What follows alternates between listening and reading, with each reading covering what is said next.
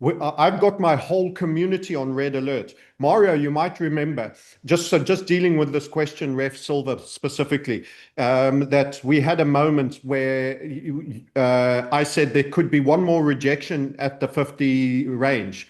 We talked about once, twice, three times a lady. I use these metaphors so that people remember you say something. It's easier to remember that. It was a line out of a Lionel Richie song. Not that I was a fan, but anyway. We went up to 54 and we pulled back down to 47. And I don't think you have much of a big dip, but I was expecting some form of a technical rejection. At the time, it was moving very strongly and you thought it would continue, and that was our only point of difference. Now we've had that rejection that went with the gold, which is why we also met our platinum target. So we're actually looking to exploit the failure of the fiat debt system by trading as well as investing. Silver investors, pay close attention. Something major is forming in the precious metals market, and Mario Inneco believes we are approaching the moment that could define the next decade for silver. After months of buildup, technical signals, tightening supply, and global uncertainty are converging all at once. We've just witnessed the final rejection many analysts were waiting for, and now the pressure beneath silver's price is unlike anything seen in years. If you've been worried about missing the silver breakout, this is the video you cannot skip. Today, we break down exactly why silver could explode, when Mario expects the move to unfold, and how gold, platinum, and new government policies are feeding the biggest setup the silver market has seen in ages. And you need to be careful when you trade. And it's not necessarily for everyone, but we have real method with regards to doing that.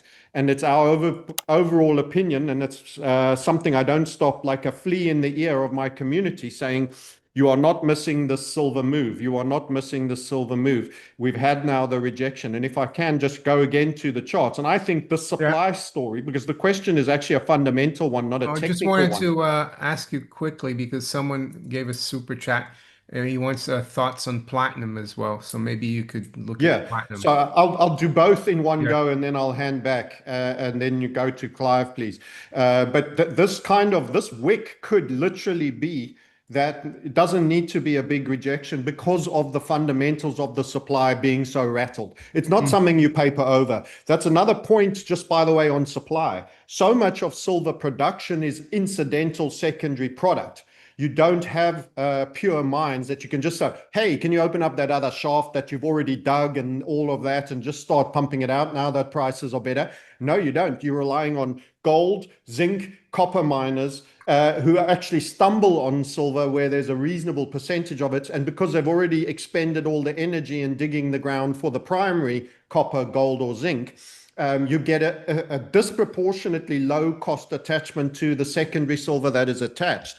And it's part of their revenue as a copper miner. And if you're not stumbling into secondary product, it's not going to happen. And it's very difficult to forecast that. If you're digging a hole in the ground because of copper content, for which anything else you find is secondary. So that's a supply matter also to add on to the deficit in the LBMA. But this third run here, we've had on the smaller timeframes, we've had that rejection from 54 down to 47. And when we look at this on a smaller time frame, it's our take, you're going to the 90s. You'll probably have a pause just below the 3 digits and then 330. And we've done that draw before. And the key reason I bring this chart that many people have seen before is that I actually think this is that third rejection and the lady is coming very shortly. So I've dropped from the big macro view time frame just to bring it to the here and now. And I'll highlight that Fridays are often Mr. Slammy days, and the day traded quite hard to the downside and then subsequently wasn't being held all the way to the downside and retreated most of the way back up. We'll have a Sunday open, of course, coming not too far off from now. And I would suggest you're not very far away from this structure. And that's what my community guys are having me be a real bee in their bonnet about, because the breaking of this continuation structure is your lady that I was talking about when you said we're through and we're off to the races. I said, we're going to get a little nudge back one more time. That's the technical aspect. And now I'm where you were last time when we were at 54. You don't want to miss this. That's the silver. Very quickly, platinum, because I've been greedy. Let me just also say here, platinum, we made a very key level on platinum, which is I another just reason want why we to insist. just want to thank Oro Lobo for the super chat. He's the guy who asked about platinum, and he also asked about Trump's $2,000 stimulus. We'll come to that in a minute, but let's look at platinum. And I've seen the other super chats were coming for that too.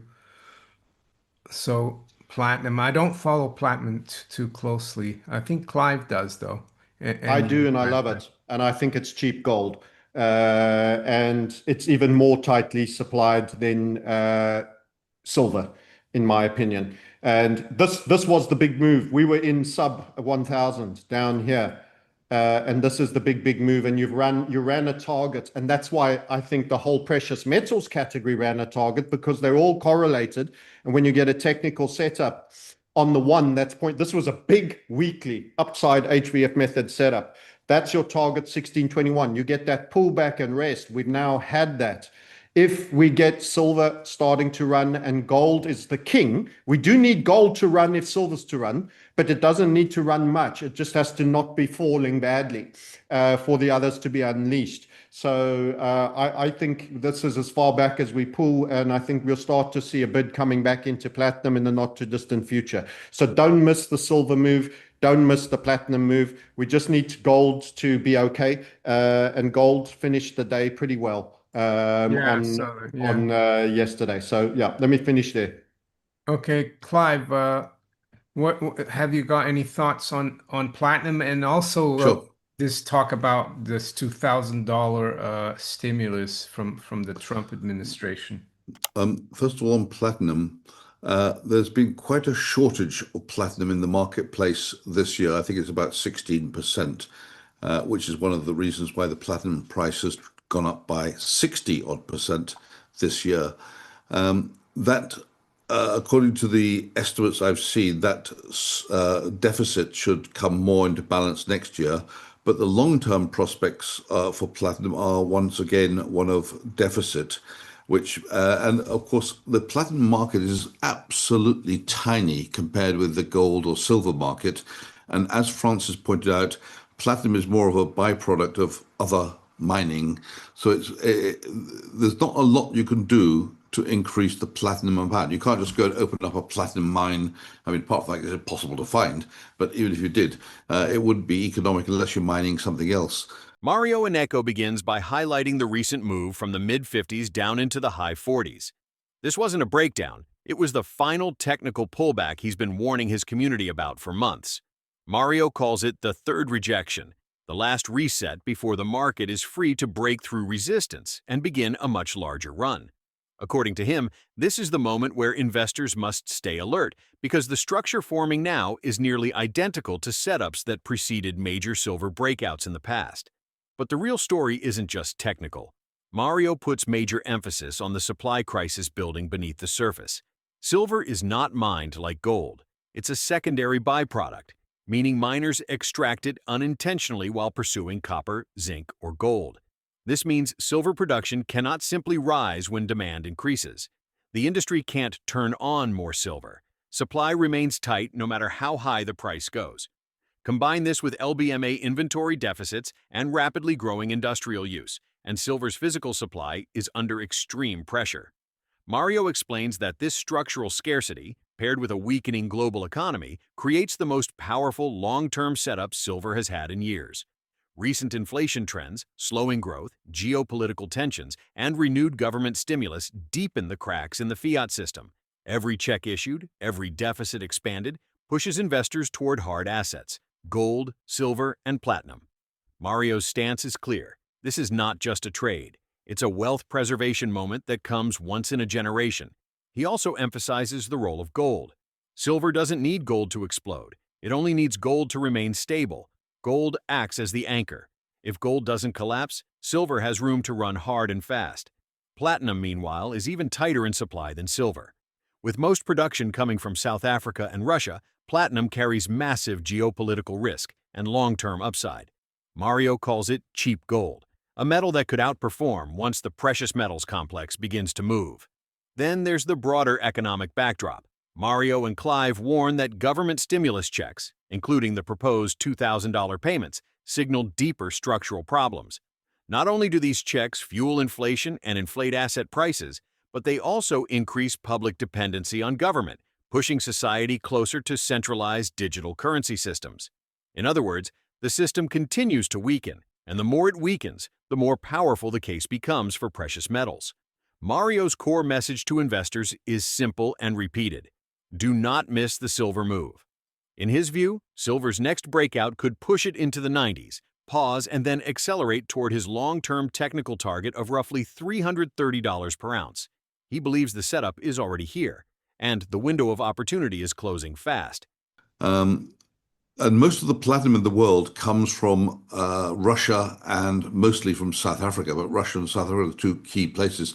So potentially some instability from those places in terms of the supply. And if we get into a situation where the supply doesn't get out because of civil strife or something.